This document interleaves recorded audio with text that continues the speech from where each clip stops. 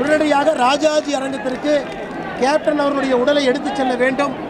நிலைமை ரொம்ப மோசமாக இருக்கு. நம்ம தவறாக போயிடும். முதலமைச்சர் அவர்கள் இதை கனிவோடு பரிசீலனை செய்து நல்ல முடிவெடுப்பார்கள் என்று நாங்கள் நம்புகிறோம். அரசியல் களத்திலும் உள்ளொன்று வைத்து புறமொன்று பேசுகிற பண்பு அவரிடத்தில் இல்லை. மனதில் பட்டதை பளிச்சென்று பேசக்கூடியவர், வெள்ளை உள்ளம் கொண்டவர். மக்கள் நல கூட்டணியின் முதலமைச்சர் வேட்பாளராக அவர் களத்தில் எங்களோடு கைகோர்த்தார். அந்த காலம் எமது அரசியல் வாழ்வில் மறக்க முடியாத காலம். அவர் என்னை பார்க்கிற போதெல்லாம் ஆறத் தழுவுகிற, அரவணைக்கிற நல்லன்பை வெளிப்படுத்தி இருக்கிறார். அவர் நினைத்திருந்தால் எத்தனையோ பதவிகளுக்கு சென்றிருக்கலாம். ஆனால் கொள்கை எனக்கு மிக முக்கியம் என்று கொள்கையிலே உறுதியாக இருந்தவர். எங்களை போன்றவர்களுக்கு ஒரு எடுத்துக்காட்டாக இருந்தவர். குறிப்பாக ஆளும் கட்சி ஆண்ட கட்சிக்கு மாற்று மக்கள் மத்தியிலே அதை இருக்கிறது என்ற நம்பிக்கையை மூட்டியவர் நண்பர் விஜயகாந்த் அவர்கள். நீடு இணையற்ற அவருடைய பேச்சிலே கடல் தெரிக்கும். அதிலே சிவாஜியை பார்க்கலாம். அவருடைய சண்டை காட்சிகளிலே மின்னல் வீசுவதை போல அவருடைய கால்களும் கைகளும் எதிரிகளை வீழ்த்தும். அந்த சண்டை காட்சியிலே டூப் போடாமல் சண்டை போடக்கூடிய ஒரு சில நட்சத்திரங்களில் ஒருவர் நமது கேப்டன் விஜயகாந்த் அவர்கள். கேப்டன் விஜயகாந்த் அவர்கள் இன்று நம்மோடு இல்லை. அலுவலகத்திலே அஞ்சலி செலுத்துவதற்காக இங்கே வந்திருக்கின்றோம். ஒரு மிகப்பெரிய மனிதன், எந்த துறையில் இருந்தாரோ அனைத்து துறையிலும் கூட முத்திரையை பதித்துவிட்டு நம்மை விட்டு பிரிந்து சென்றிருக்கின்றார். சினிமா துறையில் யாரெல்லாம் சாதிக்க முடியாது என்று சொன்னார்களோ, மாநிலம் இருப்பவர்களுக்கு இடமில்லை என்று சொன்னார்களோ, அதெல்லாம் உடைத்து காட்டி சினிமா துறையிலே முத்திரை பதித்து தென்னிந்தியா சினிமாவிலே முக்கிய புள்ளியாக இருந்து அதன் பிறகு தயாரிப்பாளர் சங்கம், நடிகர் சங்கம், ஒரு தயாரிப்பாளராக எல்லா துறையிலும் கூட கோலோச்சி அதன் பிறகு அரசியலுக்கு வந்து பெரும் துருவங்கள் இருந்த பொழுது மூன்றாவது ஒரு மனிதனுக்கு இடம் இருக்கிறது என்பதை நமக்கு காட்டி ஏழைகளுடைய குரலாக இருந்த கேப்டன் விஜயகாந்த் அவர்கள் நம்மோடு இல்லை. பாரதிய ஜனதா கட்சி சார்பாக எங்களுடைய ஆழ்ந்த இரங்கல்களை இந்த நேரத்தில் தெரிவித்துக் கொள்கின்றோம்.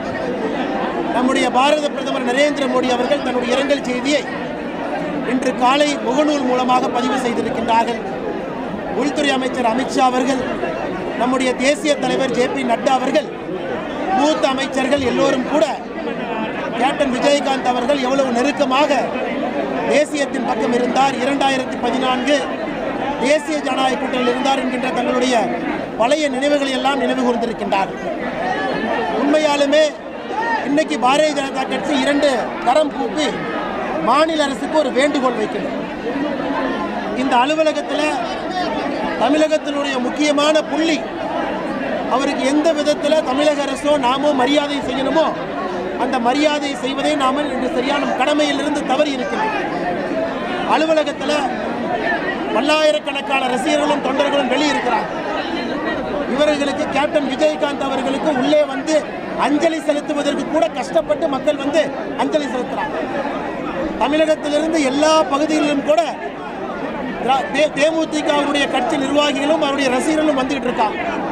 எங்களுடைய வேண்டுகோள், தமிழக அரசு உடனடியாக ராஜாஜி அரங்கத்திற்கு கேப்டன் விஜயகாந்த் அவர்களுடைய உடலை அங்கே எடுத்து சென்று குடும்பத்தினுடைய அனுமதியோடு தமிழகத்திலிருந்து எல்லா பகுதியிலிருந்து வரக்கூடிய தொண்டர்கள் பொதுமக்கள் அஞ்சலி செலுத்துவதற்கு ஏதுவாக அங்கே வைக்க வேண்டும் என்பது எங்களுடைய அன்பார்ந்த வேண்டுகோள். நாளை பெரிய அளவில் கூட்டம் வர இருக்கு. ஏதாவது அசம்பாதம் ஆயிடுச்சுன்னா ரொம்ப தவறாக போயிடும். நம்முடைய முதலமைச்சர் மாண்புமிகு MK ஸ்டாலின் அவர்கள் உடனடியாக இதை பரிசீலனை செய்து ராஜாஜி அரங்கத்தில் பொதுமக்களுடைய பார்வைக்கு வைப்பதற்கு அரசு முடிவெடுத்து அறிவிக்க வேண்டும். அதே போல கேப்டன் விஜயகாந்த் அவர்களை பொறுத்தவரை எதிர்க்கட்சி தலைவர் என்பதை தாண்டி, நடிகர் என்பதை தாண்டி தமிழக மக்களுடைய மனதில் இருக்கக்கூடிய ஒரு பெரிய தலைவர். அவருக்கு அரசு மரியாதையோடு ஒரு மணிமண்டபம் கட்டப்பட்டு அரசு கொடுக்கக்கூடிய இடத்துல காலம் காலத்திற்கும் கூட எல்லோரும் வந்து பார்ப்பதற்கு ஏதுவாக அரசு வேகமாக ஒரு நிலத்தை ஒதுக்கீடு செய்து அதிலே மணிமண்டபம் கட்டுவதற்கு முன்வர வேண்டும் என்பதும் கூட பாரதிய ஜனதா கட்சியினுடைய கோரிக்கை. நாளை நம்முடைய மத்திய அரசின் சார்பாக கட்சியின் சார்பாக மூத்த அமைச்சர்கள் வர இருக்கின்றார்கள் அஞ்சலி செலுத்துவதற்கு. இந்த நேரத்தில் இந்த ஒரு வேண்டுகோளை மட்டும் வைக்கிறோம். உடனடியாக ராஜாஜி அரங்கத்திற்கு கேப்டன் அவர்களுடைய உடலை எடுத்துச் செல்ல வேண்டும். நிலைமை ரொம்ப மோசமாக இருக்கு, நம்ம தவறாக போயிடும். முதலமைச்சர் அவர்கள் இதை கனிவோடு பரிசீலனை செய்து நல்ல முடிவெடுப்பார்கள் என்று நாங்கள் நம்புகிறோம். கேப்டன் விஜயகாந்த் அவர்களின் மறைவு தேசிய முற்போக்கு திராவிட கழகத்திற்கு மட்டுமின்றி ஒட்டுமொத்த தமிழ்நாட்டுக்கு நேர்ந்த பேரிழப்பாகும். அவர் திரையுலகில் அடியெடுத்து வைத்த நாளிலிருந்து விளிம்பு நிலை மக்களின் குரலாக திரையில் ஒலித்தவர், முழங்கியவர். அலைவோசை படமாக இருந்தாலும் சரி, அடுத்தடுத்து அவர் நடித்த பல படங்கள் எளிய மக்களின் வாழ்வியலை பேசியது. சாதிய கட்டமைப்புக்கு எதிரான போர் குரலாக அவருடைய குரல் ஒலித்தது. இடதுசாரி அரசியல் பேசும் திரைப்படமாக நடிகர் விஜயகாந்த் அவர்களின் திரைப்படங்கள் வெளிவந்தன. திரைப்படத்தில் அவர் பேசிய வசனங்கள் அவருடைய அசாத்தியமான துணிச்சலை வெளிப்படுத்தி இருக்கிறது. அவர் திரையுலகில் தனக்கென்று ஒரு பாதையை அமைத்து கொண்டார், தனி முத்திரையை பதித்தார், சாதனைகள் படைத்தார். அதே அடிப்படையில் அரசியல் களத்திலும் அவர் அடியெடுத்து வைத்தார். தேசிய முற்போக்கு திராவிடர் கழகம் என்கிற அரசியல் கட்சியை தொடங்கி ஒரு சில ஆண்டுகளிலேயே அவர் எதிர்க்கட்சி தலைவர் என்கிற நிலைக்கு உயர்ந்தார். தனிப்பட்ட முறையிலே 8% வாக்குகளை பெற்றார். ஒரே தேர்தலில், முதல் தேர்தலில். இது தமிழக அரசியலில் ஒரு அளப்பரிய சாதனையாக பேசப்பட்டது. விருத்தாசலத்தில் போட்டியிட்டு அந்த இடத்தில் அவரால் வெற்றி பெற முடியாது என்று சாதியவாத சக்திகள், மதவாத சக்திகள் கூறிய போது அனைத்து வரம்புகளையும் தகர்த்துவிட்டு அவர் அந்த தொகுதியிலே வெற்றி பெற்று சாதனை படைத்தார்.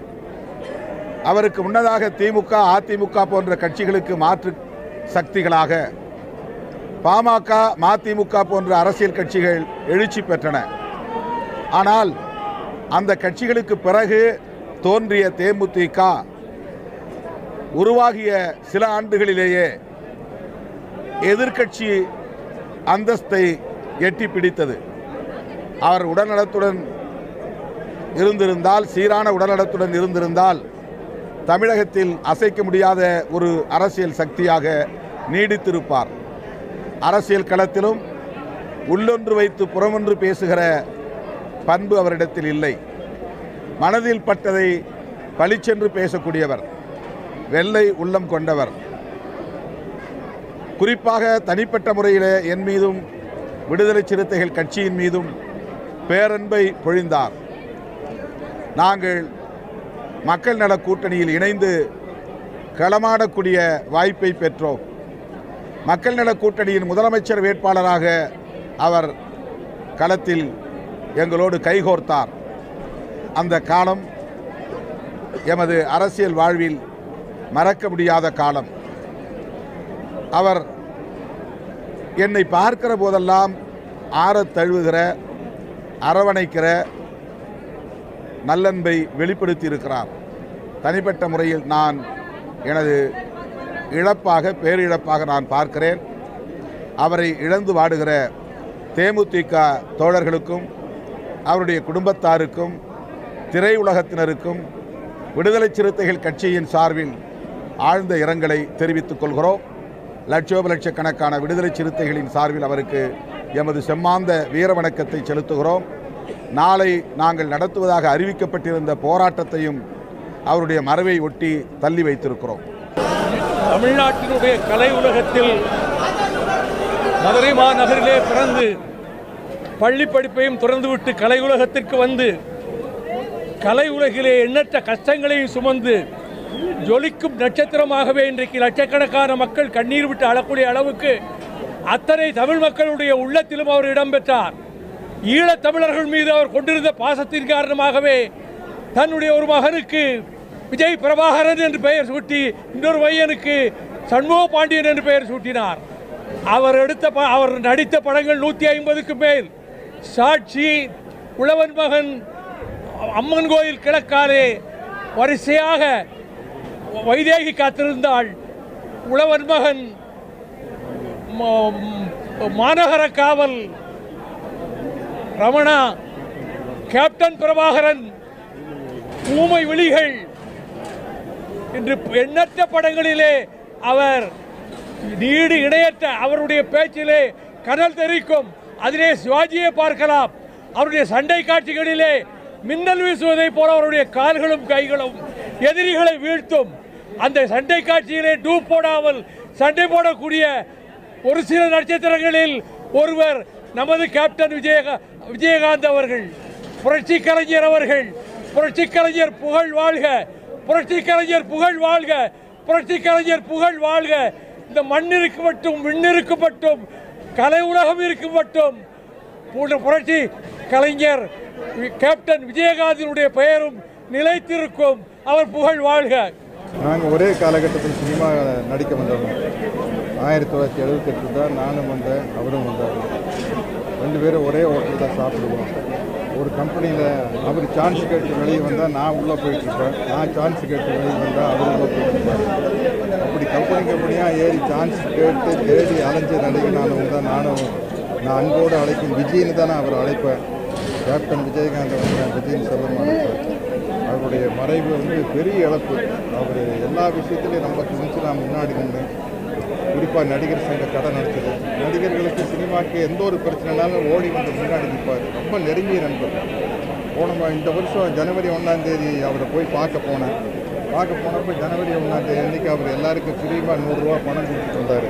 அப்போ தயங்கி அவங்க சகோதரி பிரேமலதா கேட்டாங்க, அண்ணன் உங்களுக்கு ஒரு 100 ரூபா கொடுக்கணும்னு ஆசைப்படுறாரு அப்படின்ட்டு. கொடுக்க சொல்லுங்கள், கொடுக்காட்டி தான் நான் கோஷிக்கோ அப்படின்னு சொல்லி ஃப்ரீமாக 100 ரூபா வாங்கிட்டு வந்து அந்த 100 ரூபாய் இன்னும் நான் வீட்டில் வச்சுருக்கிறேன். ஒரு பெரிய இழப்பு. இப்படிப்பட்ட ஒரு ஆளை பார்க்க முடியாது. நடிகர் சங்கத்தை பாதுகாத்து கடனிலிருந்து மீட்டு அதற்காக வெளிநாடுகளிலே கலை நிகழ்ச்சிகள் நடத்தி நடிகர் பெப்சி தொழிலாளர்கள், கலையுலக தொழிலாளர்கள் அனைவருடைய நலனிலும் அக்கறை கொண்டவராகவே வாழ்ந்தார் நம்முடைய கேப்டன் விஜயகாந்த். நம்முடைய புரட்சி தமிழர் கேப்டன் விஜயகாந்த் அவர்கள். நம்முடைய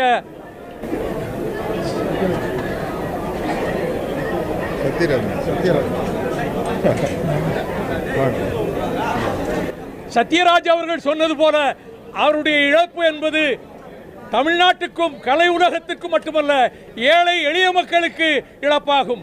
கருணை, மனிதாபிமானம், ஈவு, இரக்கம், இதனுடைய மறுபெயர் தான் கேப்டன் விஜயகாந்த் என்று தன்னுடைய வாழ்நாளிலே நிரூபித்து காட்டியவர். அரசியலிலும் துணிகரமான முடிவுகள் எடுத்து ஒரு முறை சட்டமன்ற உறுப்பினர், அடுத்து எதிர்க்கட்சி தலைவராகவே வந்து அமரக்கூடிய அளவுக்கு தமிழக மக்களுடைய மனதை கவர்ந்த கேப்டன் விஜயகாந்தினுடைய புகழ் மண்ணும் விண்ணும் இருக்கும் வரையிலும் நிலைத்திருக்கும் என்று மீண்டும் கூறி அமைகிறேன். தமிழ்நாட்டு அரசியலில் தனக்கென ஒரு தனி வழிவகுத்து மக்கள் மத்தியில் எல்லாருடைய உள்ளங்களில் கேப்டன் விஜயகாந்த் என்ற பெயரை பெற்ற அருமை தலைவர் இன்று மறைந்திருக்கிறார். அவருடைய இழப்பு தமிழ்நாட்டுக்கு மட்டுமல்ல, அவருடைய கட்சியினருக்கு மட்டுமல்ல, நல்லது செய்ய வேண்டும் என்று நினைக்கக்கூடிய அனைவருக்கும் ஒரு பேரிழப்பாகும். கேப்டன் விஜயகாந்த் அவர்களை நினைக்கும் போது தமிழ்நாட்டு அரசியலில் ஒரு தனி பாதையை வகுத்து அந்த பாதை தமிழ் பாதையாக இருக்க வேண்டும் என்று காலமெல்லாம் பாடுபட்ட அற்புதமான மனிதர் அவர். மக்களுக்கு உதவி செய்வதிலும் அன்பு, நட்பு, உறவு பாராட்டுவதிலும் அவருக்கு இணையாக யாரும் இல்லை என்று சொல்லக்கூடிய அளவுக்கு அவருடைய வாழ்வு திகழ்ந்திருக்கிறது. அவரை பற்றி நாடு சொல்வதெல்லாம் துணிச்சலில் எப்பொழுதுமே நெற்றிக்கண்ணை காட்டினாலும் குற்றம் குற்றமே என்று சொல்லக்கூடிய நக்கீரன் பாரம்பரியம் என்று சொல்லவராக இருக்கக்கூடியவராக இருக்கிறார். அதே மாதிரி கொடைவள்ளலில் பாரி அவர்களை மீர்கோள் காட்டக்கூடிய அளவில் பாரி வள்ளலாக அவர் வாழ்ந்திருக்கிறார். எல்லோருக்கும் எல்லாவற்றுக்கும் மேலாக தமிழ்நாட்டு மக்கள் மீது மிகப்பெரிய அன்பும் பாசமும் உறவும் நட்பும் கொண்டிருந்த ஒரு தனி மனிதராக திகழ்ந்திருக்கிறார். அவரை தமிழ்நாட்டிலே பெரியார், கலைஞர் என்றெல்லாம் பாராட்டுகிறோம். அதன் அடிப்படையில் கேப்டன் என்று தமிழ் மக்கள் அவரை பாராட்டியிருக்கிறார்கள். அப்படிப்பட்ட ஒரு சிறந்த மனிதரை நாம் இழந்திருக்கிறோம். அவருடைய மகுபுரத்திற்காக, அவருடைய மறுவாழ்வுக்காக இந்திய முஸ்லீம் லீகை சேர்ந்த நாங்களும் அவர் அன்பு பாராட்டிய முஸ்லீம் சமுதாய மக்களும் நாங்கள் அவருடைய மகுபுரத்திற்காக, மறுவாழ்வுக்காக துவா இறைஞ்சுகிறோம். இறைவனிடத்திலே ஆன்ம சாந்திக்காக வேண்டுகிறோம் என்று நினைத்து கொள்கிறேன். இன்ஷா அல்லாஹ். நண்பர் விஜயகாந்த் அவருடைய மறைவு தமிழக மக்களுக்கு ஒரு பெரிய இழப்பு. திரைத்துறையில் மட்டுமல்ல, அரசியல் பொது வாழ்க்கையில் ஈடுபட்டு மிகப்பெரிய ஒரு முத்திரை பதித்தவர் கேப்டன் விஜயகாந்த் அவர்கள். மிக தைரியசாலி, தைரியமான அரசியல் முடிவுகளை எடுத்தவர், கொள்கை பிடிப்பில் உறுதியாக நின்றவர். அவர் நினைத்திருந்தால் எத்தனையோ பதவிகளுக்கு சென்றிருக்கலாம். ஆனால் கொள்கை எனக்கு மிக முக்கியம் என்று கொள்கையிலே உறுதியாக இருந்தவர். எங்களை போன்றவர்களுக்கு ஒரு எடுத்துக்காட்டாக இருந்தவர். குறிப்பாக ஆளும் கட்சி, ஆண்ட கட்சிக்கு மாற்று மக்கள் மத்தியிலே அதை இருக்கிறது என்ற நம்பிக்கையை மூட்டியவர் நண்பர் விஜயகாந்த் அவர்கள். என் மீதும் மருத்துவர் ஐயா மீதும் மிகுந்த பற்றும் மரியாதையும் வைத்திருந்தவர். என்னுடைய மக்களவை தேர்தலில் பிரச்சாரம் செய்து என்னுடைய வெற்றிக்காக பாடுபட்டவர் கேப்டன் விஜயகாந்த் அவர்கள்.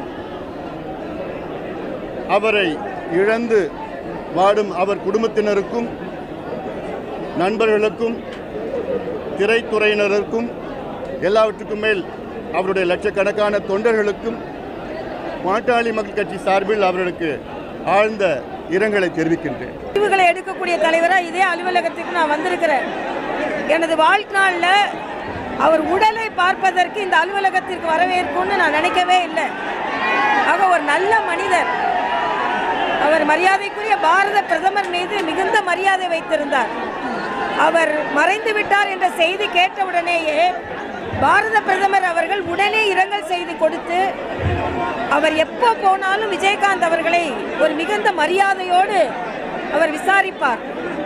ஆக இன்று இந்த இழப்பு யாராலும் தாங்க முடியாத ஒன்று.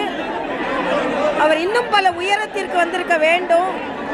ஆனால் அவரோட உடல்நிலை அவருக்கு ஒத்துக்கொள்ளவில்லை. அவர் தொண்டர்களுக்கு அந்த இழப்பை தாங்குகின்ற ஒரு மன தைரியத்தை கொடுக்க வேண்டும் என்று நான் கேட்டுக்கொள்கிறேன். அக்கா பிரேமலதா அவர்களுக்கும் தம்பி சுதீஷ் அவர்கள் எல்லாம் மனதைரியத்தோடு இருக்க வேண்டும். அவர்களுக்கு தொண்டர்கள் ஆதரவாக இருப்பாங்க என்று நான் கேட்டுக்கொள்கிறேன். ஒட்டுமொத்தமாக ஒரு நல்லவரை நாம் இழந்திருக்கிறோம். ஒரு வெள்ளந்தியான ஒரு மனிதரை இழந்திருக்கிறோம். அவருக்கு ஆறுதல் சொல்ல முடியாமல் கூட்டம் கூட்டி இருக்கிறது. நான் பலமுறை அவர் அரசியல் ரீதியாகவும் சந்தித்திருக்கிறேன். திரைப்படத்திலும் அவர் நல்ல மனிதர். ஒட்டுமொத்தமாக ஒரு நல்ல மனிதரை நாம் இழந்திருக்கிறோம். ஆழ்ந்த இரங்கலை நான் தெரிவித்துக் கொள்கிறேன். எனக்கு இது ஒரு தனிப்பட்ட இழப்பு. ஒரு தனிப்பட்ட சகோதரியை இழந்த மாதிரி, சகோதரரை இழந்த மாதிரி நான் விளங்குறேன். நான் கவர்னர் ஆன உடனே எங்கள் குடும்பத்தில் ஒருத்தங்க கவர்னர் ஆயிட்டார் அப்படின்னு சொன்னார். அந்த வார்த்தைகளெல்லாம் என்னால் மறக்க முடியாத ஒன்று. அவரது ஆத்மா சாந்தியடைய நான் இறைவனை பிரார்த்திக்கிறேன். மதசார்பற்ற மதவெறி அரசாங்கத்தை, மதவெறி சக்திகளை வீழ்த்துவதற்கு நாடு முழுவதும் இருக்கிற மதசார்பற்ற கட்சிகள் இணைந்து செயல்பட வேண்டிய ஒரு தேவை ஏற்பட்ட சூழ்நிலையில் மக்கள் நல கூட்டணி இயற்கையாக செயல்பட முடியாத நிலைமை என்பது ஏற்பட்டுவிட்டது. அப்படிப்பட்ட அந்த மக்கள் நல கூட்டணியின் தன்னுடைய உறுதியான செயல்பாட்டை உறுதி செய்தவர். அப்படி பல்வேறு தளங்களில் பணியாற்றிய திரு விஜயகாந்த் அவருடைய மறைவு ஒரு ஈடு செய்ய முடியாத இழப்பு என்பதை இந்த நேரத்தில் நான் தெரிவித்துக் கொள்ள விரும்புகிறேன். அவரை பிரிந்து வாடுகிற அவருடைய துணைவியார் மற்றும் அவருடைய பிள்ளைகள், அதேபோல தேசிய முற்போக்கு திராவிட முன்னேற்றக் கழகத்துடைய தொண்டர்கள், தலைவர்கள் அத்துணை பேருக்கும் மார்க்சிஸ்ட் கம்யூனிஸ்ட் கட்சியின் சார்பில் அவருடைய ஆழ்ந்த இரங்கலை தெரிவித்துக் கொள்கிறேன். திரைப்படத்துறையில் தனக்கென தனி முத்திரையை பதித்தவரும் அன்புக்குரிய சகோதரர் கேப்டன் விஜயகாந்தனுடைய மறைவு தமிழகத்திற்கு ஈடு செய்ய முடியாத இழப்பாகும். திரைப்படத்துறையில் எப்படி தனக்கென ஒரு முத்திரையை பதித்தாரோ அதே போல அரசியலிலும் தனி கட்சி ஆரம்பித்து தமிழ்நாட்டு மக்களுக்காக தன்னை அர்ப்பணித்துக் கொண்டு வாழ்ந்தார். எதிர்க்கட்சி தலைவராக சிறப்பாக பணியாற்றினார். அவருடைய இழப்பால் வாடும் அருமை சகோதரி பிரேமலதா அவர்களுக்கும் அவருடைய குடும்பத்தாருக்கும் என்னுடைய தனிப்பட்ட முறையிலும் என் குடும்பத்தின் சார்பிலும் எங்களது ஆழ்ந்த இரங்கலை தெரிவித்துக் கொள்கிறோம். அன்புக்குரிய நண்பர் விஜயகாந்தனுடைய ஆன்மா சாந்தியடைய எல்லாம் வல்ல இறைவனை இறைஞ்சுகிறேன். கம்பீரமான நடிகர்கள் ஒரு சிலர் மட்டுமே உண்டு. இப்படி ஒரு கம்பீரம் அண்ணன் விஜயகாந்த் அவர்களைப் போல ஒரு கம்பீரமான ஒரு மனிதர், ஒரு நடிகர் தமிழினத்தில் உண்டுன்னா அதில் விரல் விட்டு 1-2 என்னன்னா அதில் முதலாவது ஆளாகவும் விஜயகாந்த் அவர்கள் தான் இருப்பாங்க. அப்படிப்பட்ட ஒரு கம்பீரமான உருவம் சருகாகி சரிந்திருக்கிற இந்த நிலைங்கிறது உலகம் முழுக்க வாழ்கிற ஒட்டுமொத்த தமிழினமும் இன்னைக்கு ஒரு பெரு வலியை சுமந்து ஒரு ஆன்மா கொலை நடுங்க இன்னைக்கு இந்த இழப்பை ஒரு தவிப்போட நடந்துகிட்டு இருக்கு. அதாவது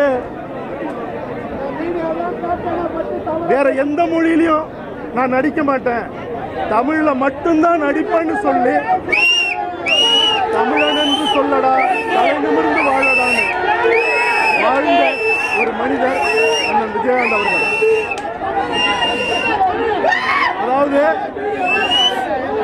அதாவது இங்க வந்து எம்ஜிஆருக்கு பிறகு எம்ஜிஆராகவே பார்த்த ஒரே நடிகர் யாருன்னா அண்ணன் விஜயகாந்த் அவர்கள் தான்.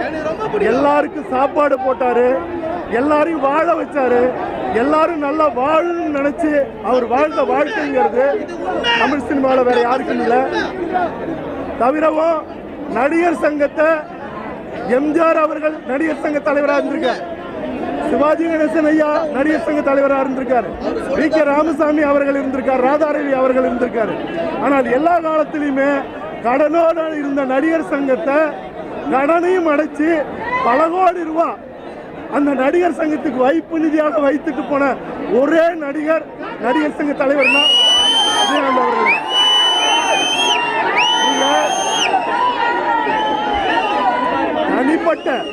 தனிப்பட்ட முறையில் அண்ணன் விஜயகாந்த் அவர்கள் என் மேல வச்ச பாசம்ங்கிறது, அன்புன்றது என்னால் என் மூச்சு இருக்கிற வரைக்கும் மறக்க முடியாது. அதாவது நான் முதல் முறையாக ஒரு படம் பார்த்தேன்னா அது சிவப்பு மல்லி தான். எங்க அப்பா கம்யூனிஸ்டா இருந்ததுனால முதல் முறையாக கூட்டிட்டு போய் ஒரு திரையில ஒரு மனிதனை பார்க்கிறேன். கம்பீரமான மனிதனா, அந்த கருத்த உருவம், சிவந்த கண்களோட, எரிமலை எப்படி பொறுக்கும் நெருப்புக்கு இன்னுமா உறக்கம், ரத்த சாட்டையை எடுத்தால்னு அவர் பாடின அந்த முறை, அவர் பார்த்த நிலை, கண் வழியாக மனசுக்குள்ள சிம்மாசனம் போட்டு வாழ்ந்தவர் விஜயகாந்த் அவர்கள். அவரை பார்த்து தான் நான் நடிக்கணும், திரையுலகத்தில் வரணும்னு 12வது முடித்த உடனே சென்னைக்கு வந்தது. ஆக சென்னைக்கு வந்ததுக்கான காரணமே அண்ணன் விஜயகாந்த் அவர்கள். என்கிட்ட அவர் சொன்ன ஒரே ஒரு விடயம் என்னன்னா, கனவே கிடையாத நேரத்தில், நான் டைரக்ட் பண்ண நேரத்தில் அவரை பார்க்க போன போது அவர் சொன்ன வார்த்தை கௌதம்னு தான் கூப்பிடுவாரு. கௌதம் யாருக்கிட்டையும் சம்பளம் பேசாத, இவ்வளவு கொடுத்தாதான் நான் நடிப்பேன், டைரக்ட் பண்ணுவேன்னு சொல்லாத. இவ்வளவு கொடுத்தாதான் நான் இந்த வேலையை செய்வேன்னு சொல்லாத. என்ன சினிமாவில் இருந்து துரத்த நினைச்சாங்க, வாய்ப்பு தரல. நடிகைகள் யாரும் நடிக்கல, தயாரிப்பாளர்கள் என்னை ஒதுக்குனாங்க. நான் உழைப்பை மட்டுமே நம்பினேன். அந்த உழைப்பு தான் என்னை இவ்வளவு தூரம் கொண்டு வந்திருக்கு. உன் வாழ்நாளெல்லாம் யாருக்கிட்டையும் சமரசமாகாத, சம்பளமும் பேசாத, உனக்குன்னு ஒரு உயர்வு இருக்குன்னு அவருடைய ரசிகனா மட்டும் இல்லை, அவர் தம்பியா எனக்கு கொடுத்த அறிவுரைங்கிறது இன்ன வரைக்கும் இயக்கிட்டு இருக்கு. அதனால அண்ணன் விஜயகாந்த் அவர்கள், அதாவது எம்ஜிஆர் அவர்களுடைய 100வது படம் பெரிய வெற்றி அடையல, சிவாஜி கணேசன் அவர்கள் படம் 100வது நாள் வெற்றி அடையல, ரஜினி கமலுக்கு கூட அவர்கள் மிகச்சிறந்த ஆளுமைகள், ஆனால் வெற்றி அடையல. அவர் எண்ணத்துக்காக மட்டுமே கேப்டன் பிரபாகரன் பட்டு தொட்டி எல்லாம் வெற்றி படமாக அமைந்தது. ஆக ஒரு மிகச்சிறந்த மனிதன், வாழ்க்கையில் நடிக்க தெரியாத, சினிமாவில் மட்டும் நடித்து மக்களுக்காக வாழ்ந்தவர் இன்னைக்கு மறுத்திருக்கிறார்.